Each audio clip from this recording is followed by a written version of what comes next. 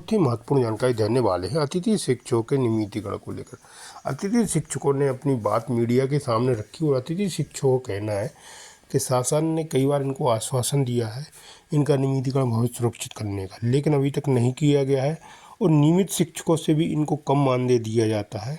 फिर भी ये वर्षों से सेवा दे रहे अतिथि शिक्षक, लेकिन शासन अभी भी इनके भविष्य के बारे में कुछ नहीं सोच रही। इसको लेकर अतिथि शिक्षक खासी नाराज हैं और अतिथि शिक्षक उम्र दराज भी हो रहे हैं, लेकिन अभी तक विभाग ने कोई भी इनके लिए नियमित करने की योजना नहीं बनाई है, जिसके संबंध में पूरे विस्तार से मैं आपको जानकारी देने वाला हूँ। लाइव वार्ता भी सुनाने वाला हूँ, सभी अतिथि शिक्षकों का दर्द भी आपको सुनाने वाला हूँ। क्या कहना अतिथि शिक्षकों का नेशनल मीडिया पर, तो आप वीडियो में बने रहें, वीडियो पूरा जरूर देखें। वीडियो अच्छा लगे तो लाइक जरूर करें और चैनल को सब्सक्राइब बिल्कुल ऐसे अपडेट पाने के लिए। कब तक अतिथि शिक्षक हो सकेंगे नियमित, इसके संबंध में पूरी विस्तार से जानकारी देने वाला हूँ। वीडियो में बने रहें। मध्य प्रदेश के लाखों अतिथि शिक्षकों के लिए एक बड़ी और अहम खबर सामने आई है। वर्षों से नियमितीकरण की मांग कर रहे अतिथि शिक्षकों को लेकर राज्य सरकार ने विधानसभा में अपना रुख पूरी तरह साफ कर दिया है।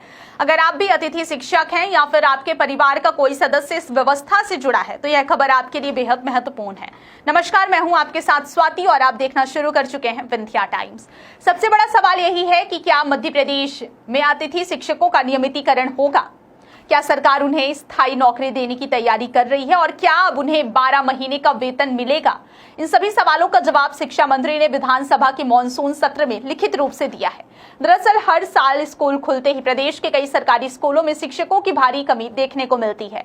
कई गांवों में तो हालात ऐसे बन जाते हैं कि ग्रामीण शिक्षक नहीं होने के विरोध में स्कूलों पर ताला तक जड़ देते हैं। ऐसे समय में शिक्षा व्यवस्था को संभालने की सबसे बड़ी जिम्मेदारी अतिथि शिक्षकों के कंधों पर आ जाती है। ये शिक्षक नियमित शिक्षकों की तरह पढ़ाई कराते हैं, परीक्षा ड्यूटी निभाते हैं और स्कूल की लगभग हर जिम्मेदारी उठाते हैं, लेकिन इसके बावजूद उन्हें ना तो नियमित शिक्षकों की जैसी नौकरी की सुरक्षा मिलती है और ना ही वेतन और अन्य सुविधाएं। यही कारण है कि बीते कई वर्षों से अतिथि शिक्षक लगातार नियमितीकरण और बेहतर सुविधाओं की मांग को लेकर आंदोलन करते रहे। इसी मुद्दे को लेकर विधानसभा के मॉनसून सत्र में अशोकनगर से विधायक इंजीनियर हरिबाबू राय ने सरकार से कई महत्वपूर्ण सवाल पूछे। उन्होंने जानना चाहा कि प्रदेश के सरकारी स्कूलों में वर्तमान में कितने अतिथि शिक्षक कार्यरत हैं। क्या सरकार इस बात से अवगत है कि हजारों अतिथि शिक्षक कई वर्षों से लगातार सेवाएं दे रहे हैं, लेकिन उनका आज तक नियमितीकरण नहीं हुआ।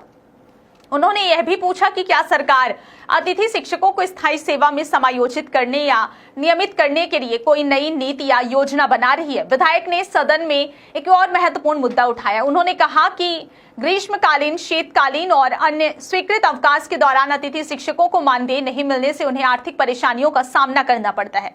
क्या सरकार छुट्टियों के दौरान भी उन्हें वेतन या मानदेय देने पर विचार कर रही है? इन सभी सवालों का जवाब देते हुए स्कूल शिक्षा मंत्री उदय प्रताप सिंह ने सरकार का आधिकारिक पक्ष स्पष्ट कर दिया। शिक्षा मंत्री ने अपने लिखित उत्तर में कहा कि मध्य प्रदेश में अतिथि शिक्षकों के सीधे नियमितीकरण का कोई प्रावधान नहीं है। उन्होंने बताया कि राज्य स्कूल शिक्षा सेवा भर्ती नियम 2018 में 27 दिसंबर 2024 को किए गए संशोधन के अनुसार शैक्षणिक संवर्ग में सीधी भर्ती के शिक्षकों के विज्ञापित पदों में 50% पद ऐसे अतिथि शिक्षकों के लिए आरक्षित किए गए हैं जिन्होंने कम से कम 3 शैक्षणिक सत्रों में 200 दिन तक कार्य किया हो और प्रत्येक सत्र में न्यूनतम 30 दिन की सेवा दी हो। हालांकि मंत्री ने यह भी स्पष्ट किया कि केवल अनुभव के आधार पर नियुक्ति नहीं मिलेगी। इन पदों पर नियुक्ति के लिए संबंधित उम्मीदवारों को पहले पात्रता परीक्षा पास करनी होगी और उसके बाद चयन परीक्षा में मेरिट के आधार पर चयन किया जाएगा। यानी सरकार ने साफ कर दिया है कि सीधे नियमित करने की बजाय भर्ती प्रक्रिया के माध्यम से ही स्थायी नियुक्ति का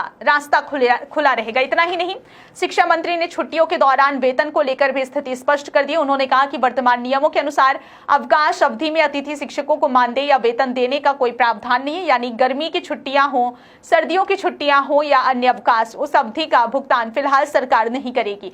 सबसे अहम बात यह रही कि सरकार ने यह भी स्पष्ट कर दिया है कि अतिथि शिक्षक व्यवस्था एक अस्थायी व्यवस्था और फिलहाल सरकार नियमितीकरण पर कोई विचार नहीं कर रही है।